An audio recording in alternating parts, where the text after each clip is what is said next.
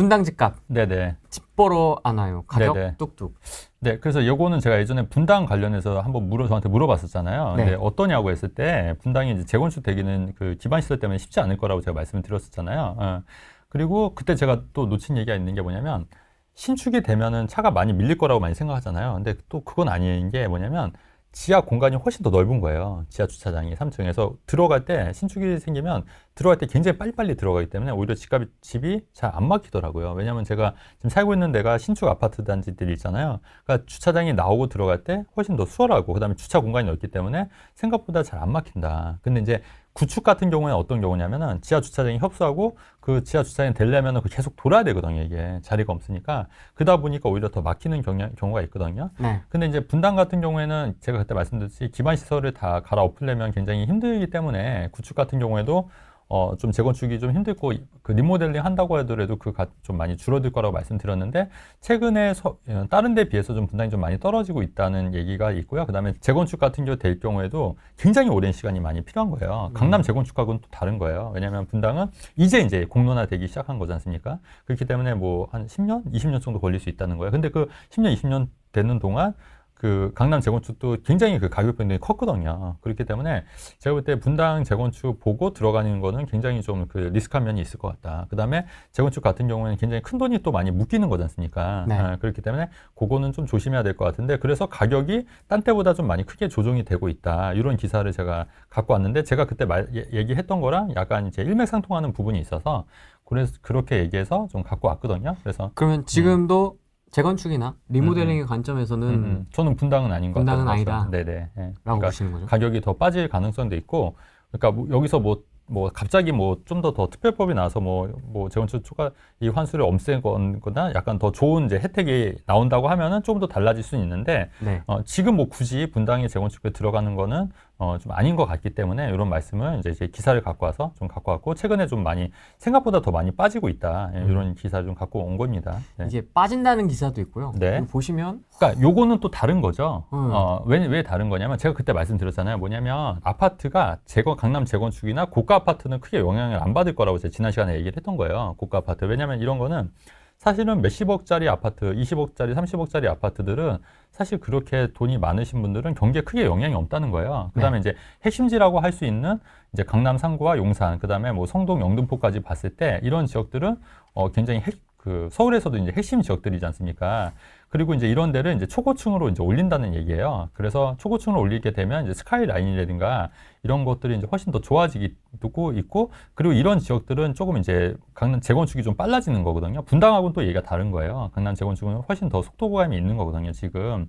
그래서 이런 지역들은 아무래도 더 가격이 오를 여지가 있다. 그렇기 때문에 이런 지역은 상대적으로 가격이 지금 오르고 있는 거예요. 그래서 이런 지역들은 50층이 모길래 해서 이런 게 가격이 오르고 있다. 그래서 제가 지난 시간에 서울 아파트는 보합세를 유지하거나 좀 하락할 여지도 있지만 강남의 고가 아파트나 재건축 아파트는 더 오를 여지가 있다고 말씀드렸던 거고, 그 다음에 제가 또 뭐라 말씀드렸냐면 수도권 아파트 6억 이하의 수도권 아파트들은 그 특례 보금자리가 네. 9억까지가 없어지고 6억이 되기 때문에 오히려 그런 지역들이 더 곽강을 받을 수 있고, 그러면 수도권에 6억짜리 집이 어디 있냐, 그렇게 봤을 때 어디냐 있냐면 서울보다는 수도권에 있는 거라고 말씀드렸잖아요.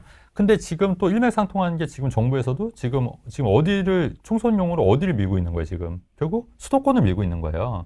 구리, 광명, 하남, 그 김포가 다 수도권인 거지 않습니까? 6억대 이하의 아파트들이 많은 지역들, 물론 이제 광명이나 이제 구리 같은 데는 아니지만 그 나머지 지역들은 그래도 좀 이렇게 중소형 아파트들이 있는 단지라는 얘기잖아요. 네. 그렇기 때문에 어떻게 보면은 제가 말씀드린 게 거의 지금 맞아 들어가고 있는 거예요. 그렇죠? 난 이번에도 맞았다. 그래서 보시면 네네. 기사가 이제 네. 일반형이 중단되고 한 달이 지났는데 네. 그때 말씀하셨던 네네. 것처럼 6억 이하가 비중이 거래가 늘었다. 이런 늘었다거나. 기사가 나오잖아요. 그래서 제가 지난 후레이 TV 시간에 그렇게 얘기를 했었어요. 아마 6억짜리가 이제 6억 이하의 거래가 늘 가능성이 굉장히 많다고. 근데 이런 기사가 또 뜬 거 보면 항상 제가 말한 거랑 진짜 네. 미래를 읽으셨네요. 그렇죠. 그래서 많이, 근데 한두 번이 아니잖아요, 사실. 이제 뭐 익숙합니다. 네네. 네. 한두 번이 아니어서. 네. 하지만 그렇게 사람들이 모른다는 거. 아니지만 인기는 별로 없다는 거. 하지만 사람들이 잘 모른다는 거. 하지만 잘 안 본다는 거. 카메라 뒤에 지금 저희 새로 오신 네. PD님도 계시는데 네. 이렇게 항상 자랑 반, 자뻑 반 약간 알아서 편집해 주세요. 네네. 잡벅이 많아가지고 네네. 네, 감안하고 봐주시면 됩니다. 네네. 어쨌든 이렇게 네네. 실제로 거래가 좀 많이 늘어났다. 네, 그렇죠. 그래서 실제로 거래가 늘어났고, 근데 지금 그렇게 되면 그 경기도가 아무래도 6억에서 그 비중이 높기 때문에 6억 이하가 훨씬 더 많지 않습니까? 거의 네. 그래서 아무래도 이런 쪽에 더 좀 괜찮을 거라고 생각이 됐는데 요번에 또 총선과 마찬가지로 이런 아파트들이 조금 인기는 더 있을 거로 예상을 하는 거죠. 그래서 제가 이 서울 아파트 같은 경우는 좀 이게 이미 고점이기 때문에 지금 들어가는 거는 좀 아닌 것 같다고 말씀드렸었고, 네. 오히려 수도권 아파트 두 채 전략이나 이런 식으로 좀 저평가된 아파트를 노리는 전략도 저는 이제 나쁘지 않다고 제가 이렇게 누차 말씀을 드렸던 거예요. 제 전략으로는. 근데 이제 그게 이제 현재까지는 좀 유효하다고 보는 거죠. 네. 그러면 서울을 한정해서 내 집 네. 마련을 관점에서 좀 보고 있던 네네. 분들은 어떻게 네. 해야 됩니까? 6억 이하를 좀 보는 게 나은 건가요? 그러니까 잠깐 보류를 해야 되는. 그 지금은 좀 보류해도 괜찮을 것 같아요. 6억 이하도? 네네.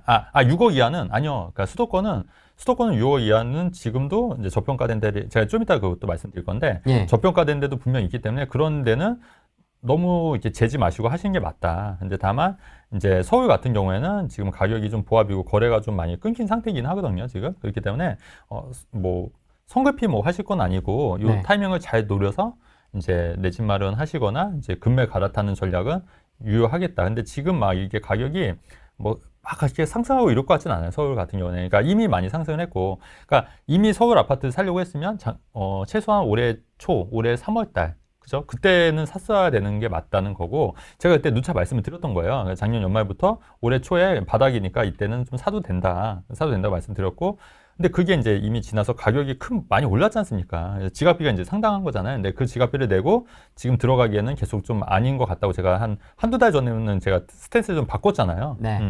근데 그거는 아직도 유효하다. 그래서 아직, 바닥을 그러니까 예전에 그 작년 연말 1월 달에 그 바닥을 찍지는 않겠지만, 여기보다는 그래도 좀 높은 가격으로 바닥을 한 번 더 찍을 가능성이 있다고 저는 보는 거예요. 근데 그게 얼마가 더 떨어질지는 계속 이제 좀 주고 봐야 될 것 같은데 아직은 그런 바닥 구간은 아닌 것 같다는 얘기예요. 서울 같은 경우에는. 그래서 그거는 조금 기다려 보시는 것도 나쁘지 않다는 말씀 좀 드리는 거죠. 지금 이게 추석 끝나고 나서 좀 네. 거래가 좀 다시 거의 될 거라고 예상을 했었어요. 맞아요. 조용해지다 보니까 네네. 이게 네. 뭐야 그럼 지금 다시 네. 또 서울을 들어가 봐야 되나? 왜 이런 네. 기사들이 나오니까요. 네. 근데 이제 도봉 그쵸? 2억 오를 때 네. 15억 뛴 아파트 뭐 이런 네네. 얘기 나오니까. 그쵸. 그래서 근데 그렇다고 가격이 지금 많이 떨어졌냐? 그것도 아니거든요. 지금 가격은 이제 보합인 건데 매물이 늘어나고 있고 이제 가격이 조금 이제 떨어질 조짐은 보이는 것 같아요. 여지는 있어서 네. 조금 더 기다렸다가 하시는 것도 좀 나쁘지 않다고 보는 거죠. 그리고 이 기사는 뭐냐면 네. 도봉 2억 오를 때 15억 뛴 아파트라고 했는데 아무래도 이거는 뭐 당연한 얘기예요. 그러니까 금액 자체가 보시죠. 그 음마아파트 같은 경우에 전용 76제곱미터가 7억 7천에서 20억으로 한 13억 원 정도가 이게 2017년, 18년도에 구매했으면 굉장히 쌌잖아요. 그래서 근데 송파구도 이제 이 정도 올랐는데 10억 원은 훨씬 넘었는데 이제 도봉구 한신아파트 같은 경우는 2010년도에 2억 6천에서 5억 2천으로. 근데 여러분 이 기사만 보고 예. 하는데 이 금액 자체가 2배이긴 한 거예요. 그러니까 우리가 수익률적인 측면에서 봤을 때는 2억 6천 투자해서 5억이 되면은 이제 200%지 않습니까? 근데 음마도 7억 투자해서 예를 들어서 20억이면 이게 300%긴 하거든요. 300%긴 한 거예요. 그러니까 그러니까 금액적으로만 봤을 때 어마어마하게 생각이 될 수 있지만 사실 투자금 대비 수익률은 이제 당연한 얘기란 얘기예요. 당연한 얘기. 그러니까 이제 수익률이 좀 낮을 뿐이지 이것도 그러니까 물론 이제 강남에 비해서는 적게 올랐지만 대신에 이거는 투자금이 적게 든 거지 않습니까? 2억 6천이었으면 사실은 살 수 있었던 금액인데 사실 2013년도, 2017년도에 7억 7천만 원은 또 굉장히 큰 돈이잖아요. 한편으로는. 그렇기 때문에 이거는 또 아무나 살 수 없는 금액이라는 거예요. 그러니까 누구나 강남 아파트를 사면 좋겠지만 사실 그게 안 되지 않습니까? 수중에.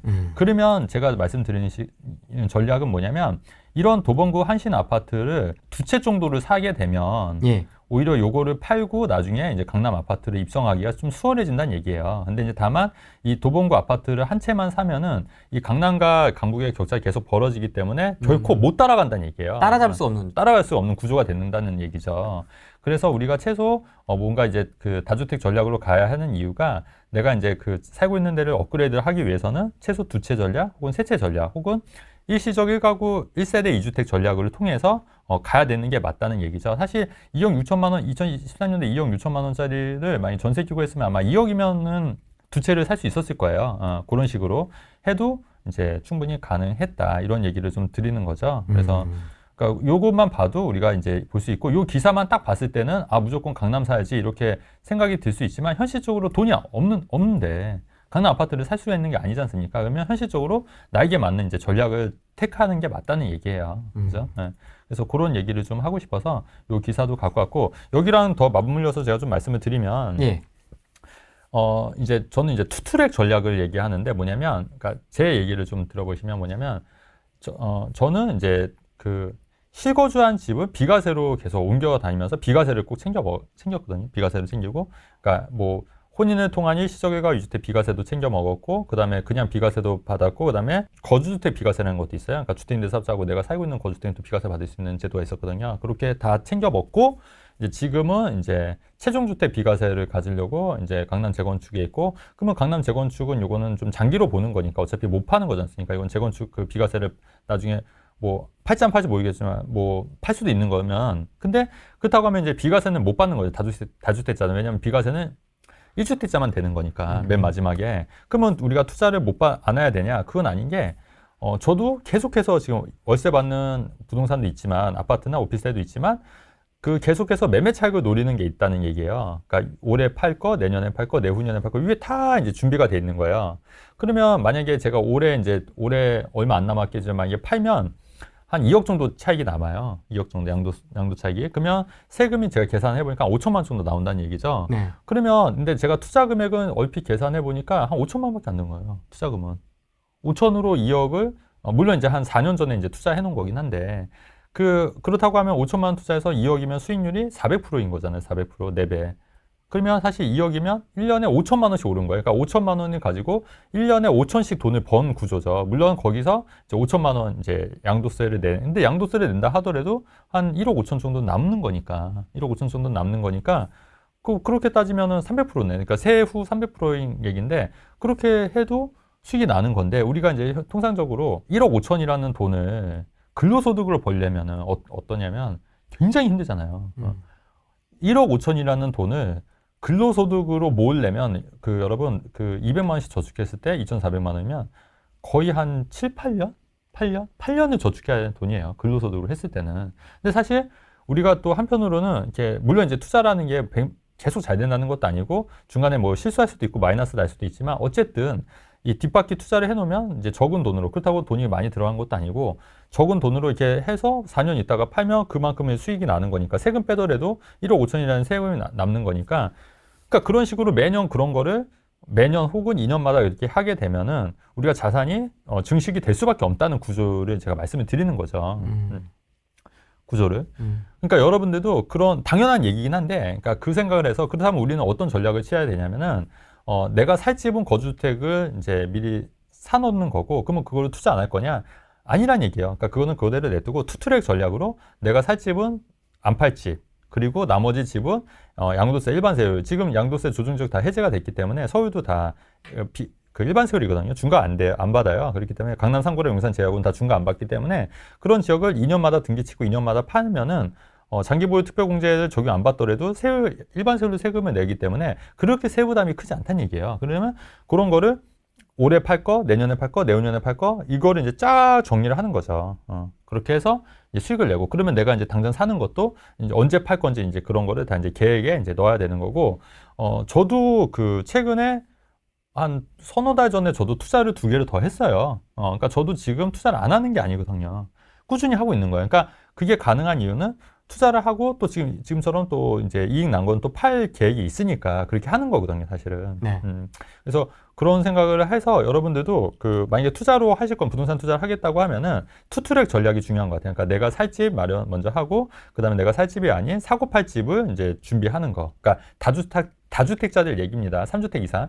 만약에 이제 자금이 안 되시는 분들은 이렇게 가시면 안 되고요. 1세대 1주택으로 가야 돼요. 그러니까 1주택으로 가거나, 그러니까 시기를 이용한 이제 비과세 전략, 1세대 1주택으로 비과세 받는 전략, 이렇게 가는 게 맞는데, 이제 저처럼 약간 이제 경력도 오래되고 자금이 좀 늘어나시는 사람들은 이런 다주택 전략으로 3주택, 4주택, 이런 전략을 펼치시는 게 훨씬 더 유리하다는 말씀 좀 드리는 거예요.